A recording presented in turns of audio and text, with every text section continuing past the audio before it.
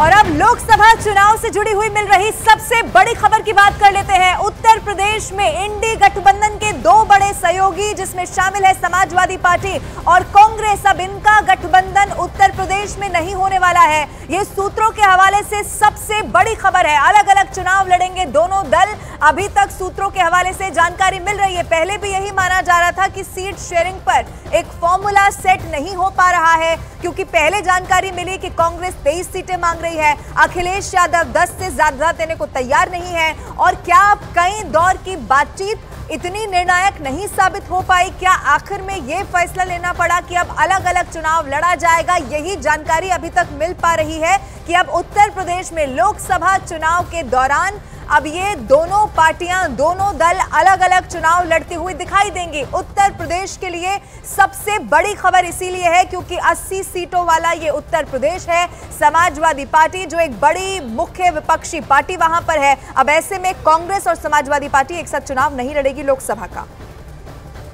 और चुनाव तो साथ नहीं लड़ेंगे, इसके साथ साथ आप ये भी समझ लीजिए कि न्याय यात्रा उत्तर प्रदेश में जब प्रवेश करेगी तो उसमें भी अखिलेश यादव दिखाई नहीं देने वाले। दो सहयोगी न्यूज 18 इंडिया के इस वक्त जुड़े हुए हैं, अरुण भी है, अमित सिंह को भी आप इस वक्त देख पा रहे हैं। अमित, तो न्याय यात्रा तो पहुंच चुकी है उत्तर प्रदेश, अब इसमें अखिलेश यादव का दिखाई देना नहीं दिखाई देना वो तो एक बात है, ये तो शुरुआत हुई है और वहीं पर फूट पड़ गई।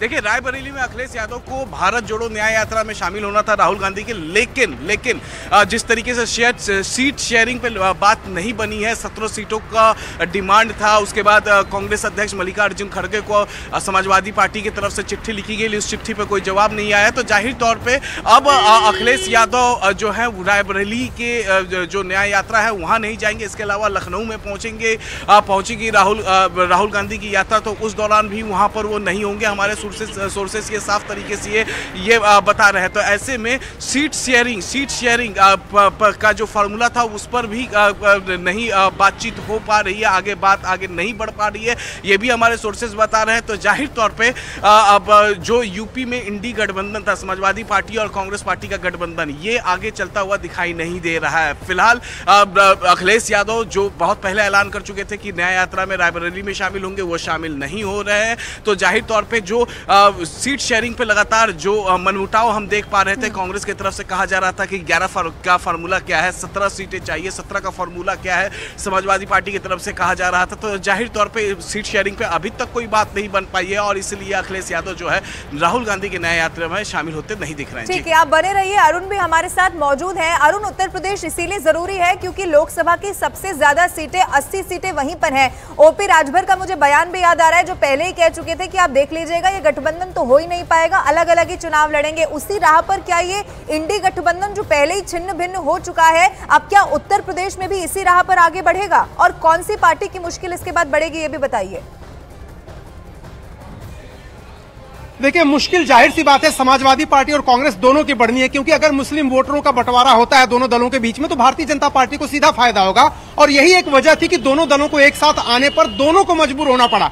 ये जो बातचीत इतने दिनों से चल रही है किसी नतीजे पर नहीं पहुंची है, लेकिन बातचीत एकदम खत्म नहीं हुई है। मैं आपको बता दूं, बातचीत अभी भी चल रही है। वजह क्या है, क्यों ये बातचीत रुकी है, मैं आपको बताता हूं। मल्लिकार्जुन खड़गे ने 17 सीटों का ऑफर समाजवादी पार्टी का स्वीकार कर दिया था, लेकिन उसके बाद उन्होंने 3 नई सीटों को अपने पाले में लाने की बात कही अखिलेश यादव से। उसमें 3 सीटें थी, देवरिया, बहराइच और अमरोहा। समाजवादी पार्टी ने बहराइच को छोड़ के देवरिया और अमरोहा दोनों सीटें उनको देने की बात कही, लेकिन यह कहा गया कि 17 सीटों में इसको एडजस्ट करना पड़ेगा, फिर 2 सीटें आपको छोड़नी पड़ेगी। समाजवादी पार्टी की इस ऑफर पर कांग्रेस ने कहा नहीं, ये 17 + 2 आप दे दीजिए, 19 दे दीजिए। लेकिन मुश्किल कहां फंसी? मुश्किल ये फंसी है कि मुरादाबाद और रामपुर 2 ऐसी सीटें हैं जो समाजवादी पार्टी का गढ़ है और समाजवादी पार्टी की जीती हुई सीटें समाजवादी पार्टी कह रही है हम अपने सांसदों को का टिकट काट करके कांग्रेस को कैसे दे सकते हैं। और इसमें भूमिका आई प्रियंका गांधी की। प्रियंका गांधी के जो खास सिपा सालार हैं, चूंकि उनकी ससुराल मुरादाबाद में है, रॉबर्ट वाड्रा वहां से आते हैं, तो प्रियंका गांधी के कैंप से कहा गया कि रामपुर और मुरादाबाद दोनों सीटें चाहिए, यानी 17, 2, 19, 2, 21। और यहीं पर बातचीत फंसी है। समाजवादी पार्टी 17 से ज्यादा सीटें देने को तैयार नहीं है और रामपुर और मुरादाबाद भी देने को तैयार नहीं है, तो बातचीत फिलहाल बंद है। अब कांग्रेस को यह बताना है कि वो किन बातों पर मानेगी, किस पर नहीं मानेगी। समाजवादी पार्टी ने फिलहाल अपनी तरफ से बातचीत ये रोक दी है।